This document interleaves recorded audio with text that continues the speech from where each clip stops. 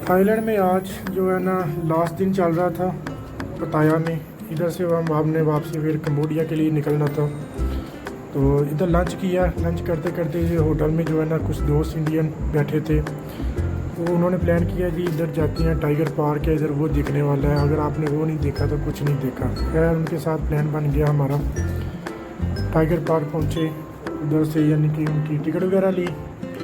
उधर लेने के बाद पता चला जी आप लोगों ने टाइगर के पास तस्वीर बनानी है तो आप लोगों को अंदर जाने का जो है ना 500 रुपया लगेगा। पहले 250 हमने वो दिया पार्क में एंटर होने का। तो इधर से आप कहते थे जी ये 500 बात आप और दो तो आप लोग जो है ना टाइगर के साथ तस्वीर बना लोगे। हमने तो पहले बहुत ज़्यादा टाइगर करीब से देखे हुए थे, जो 7 इंडियन दोस्त थे उन्होंने नहीं देखे हुए थे। वो कह रहे थे यार हमने जो है ना लाजमी जाना है, ये टाइगर है जी, इसके साथ तस्वीर बनाने का 500 बात लगता था यानी कि थाईलैंड का। हमने तो नहीं बनाई, हमने इधर से जूम करके खुद ही बना ली। तो जो दोस्त इंडियन थे उन्होंने वो जाके पास जाके पिक वगैरह बनाई। बाकी आप जो है ना मेरा